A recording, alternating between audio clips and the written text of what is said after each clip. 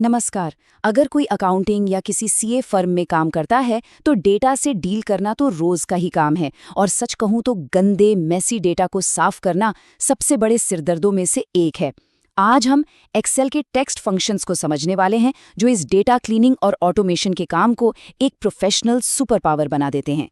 चलिए सीधे मुद्दे पर आते हैं। कितनी बार ऐसा होता है कि एक्सेल से बड़ी मेहनत से बनाई गई फाइल टैली में इंपोर्ट करते वक्त एरर दे देती है। घंटों की मेहनत एक झटके में बर्बाद, और ये समझ ही नहीं आता कि आखिर गलती है कहाँ।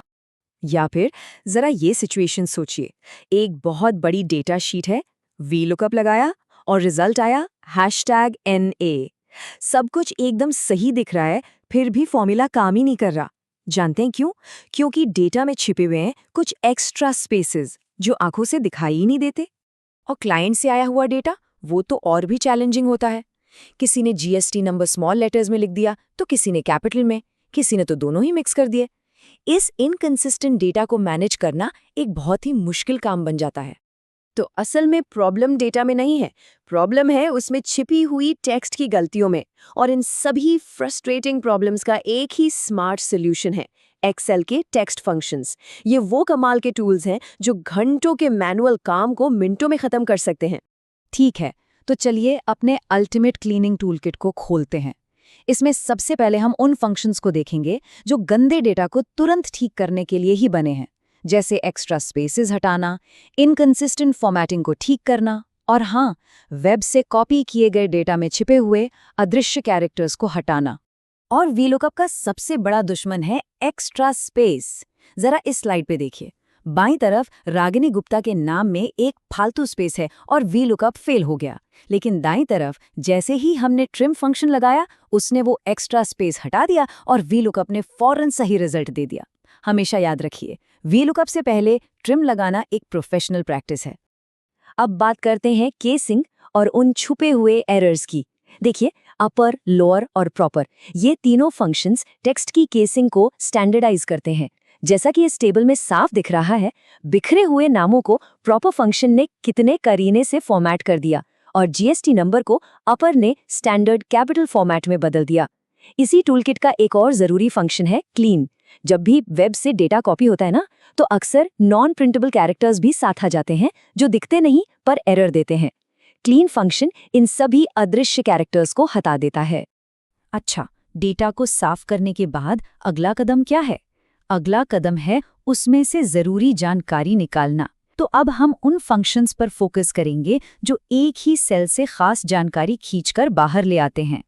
इसका सबसे अच्छा उदाहरण है एक जीएसटी नंबर। इस स्लाइड पर देखिए, हमने लेफ्ट फंक्शन का इस्तेमाल करके पहले 2 कैरेक्टर्स से स्टेट कोड 22 निकाल लिया, मिड फंक्शन से बीच के 10 कैरेक्टर्स यानी पैन नंबर को अलग कर लिया, और राइट फंक्शन से आखिरी के कैरेक्टर्स को एक्सट्रैक्ट कर लिया। सोचिए, एक ही सेल से 3 अलग-अलग जानकारी कितनी आसानी से।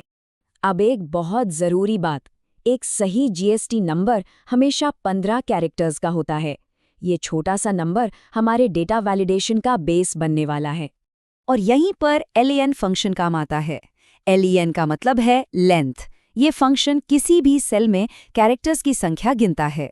जीएसटी नंबर, मोबाइल नंबर या पैन नंबर जैसी जानकारी को वैलिडेट करने के लिए ये एक बहुत ही जरूरी टूल है। मतलब अगर LEN 15 नहीं है तो समझ जाइए कि जीएसटी नंबर में कुछ ना कुछ गड़बड़ है।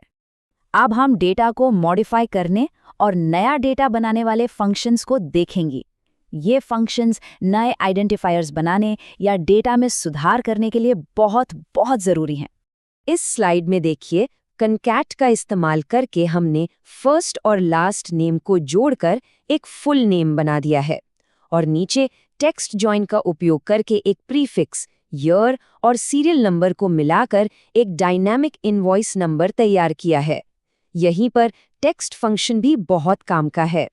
मान लीजिए सीरियल नंबर 1 है पर उसे 001 दिखाना है, तो टेक्स्ट फंक्शन से आप नंबर को अपने मनचाहे टेक्स्ट फॉर्मेट में बदल सकते हैं।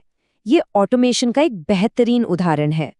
इसी तरह सब्स्टिट्यूट और रिप्लेस दोनों ही टेक्स्ट को मॉडिफाई करते हैं, पर दोनों का काम करने का तरीका अलग है।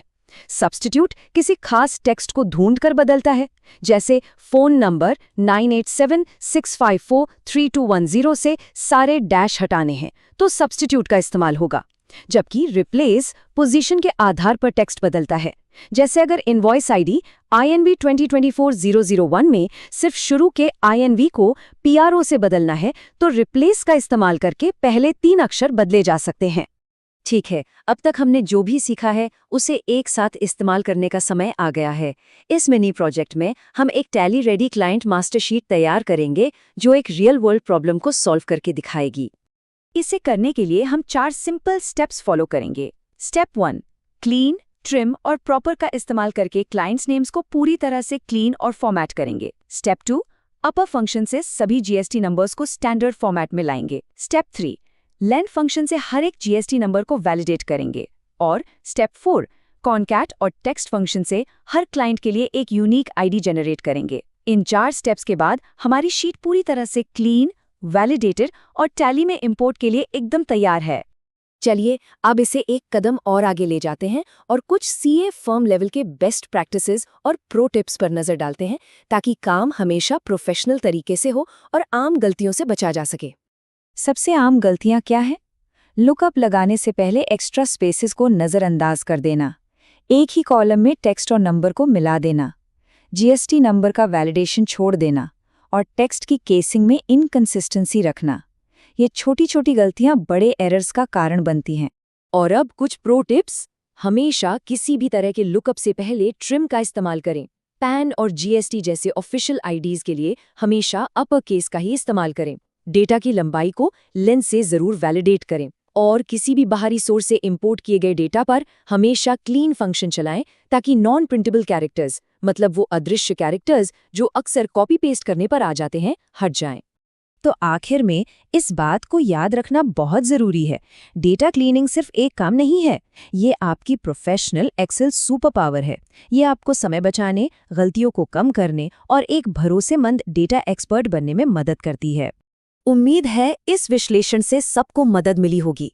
अगले विश्लेषण में हम एक्सेल के डेट और टाइम फंक्शंस पर ध्यान केंद्रित करेंगे और देखेंगे कि कैसे वे सैलरी और GST की वर्किंग को ऑटोमेट कर सकते हैं।